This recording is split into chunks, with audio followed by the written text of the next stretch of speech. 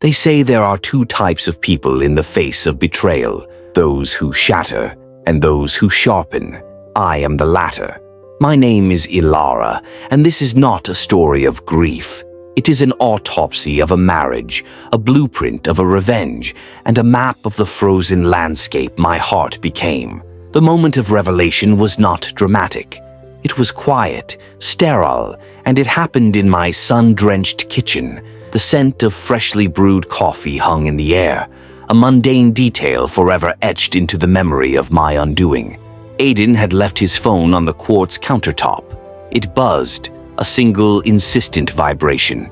The screen lit up, and the preview of the text was a scalpel, making a clean, precise incision into the fabric of my reality. Next time, don't leave the necklace. She almost saw it. The she was me. The necklace was a delicate sapphire teardrop I had seen glinting at my sister Clara's throat days before. In that silent, suspended moment, the world did not tilt on its axis. It simply snapped into a new, horrifyingly clear focus.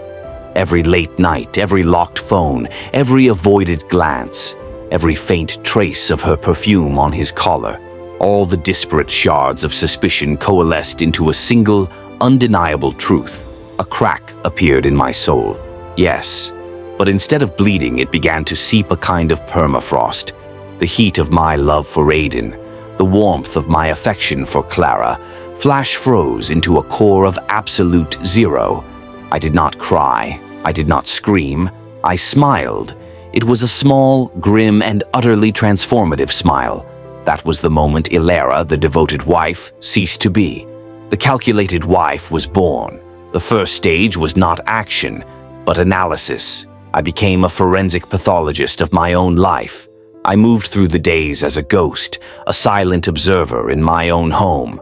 I would make Aiden breakfast, my hands steady as I poured his orange juice, while my mind meticulously dissected his every word, every micro-expression. The performance of normality.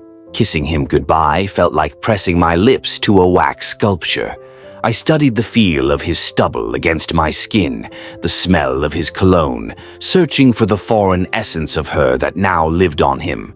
I realized his forever eyes, which I had once drowned in, were not deep, they were opaque.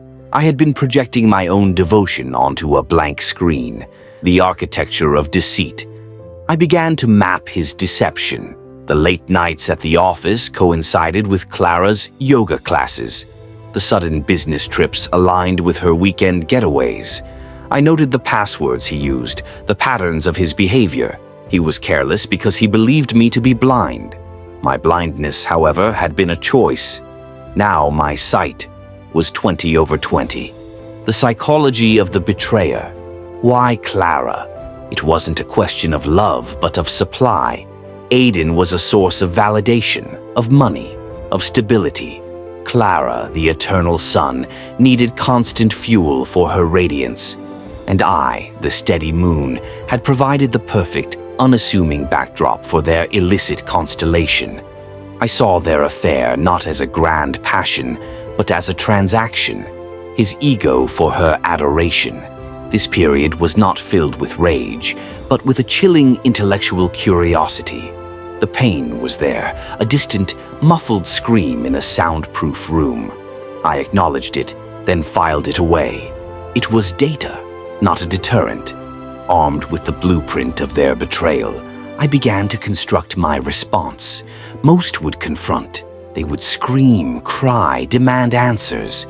But that would be playing their game on their terms.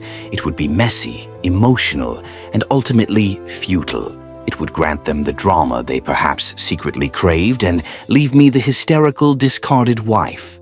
My way was quieter. It was colder. It was absolute. My first tool was a lawyer, Ms. Davina, a woman with eyes like polished flint and a mind sharper than any scalpel. I presented my case not as a weeping victim, but as a CEO outlining a hostile takeover. "Here is the situation," I said, my voice devoid of tremor. "Here are the assets. Here is the adversary. I want to win." Permanently, Ms. Davina did not offer sympathy. She offered strategy.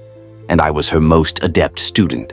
I learned about marital assets, separate property, and the beautiful, complex world of estate law. I discovered Aiden's offshore account, a secret vault he thought was his masterpiece. I uncovered the debts, the loans he had taken out to fund Clara's apartment, her car, her lifestyle. Each discovery was not a wound, but a weapon being handed to me. The centerpiece of my arsenal was the will. The original will, I learned, was a danger. It acknowledged Leo, his son, and provided for him. It was a loose end, a thread Clara could pull to unravel the tapestry of my future. So, I wove a new one.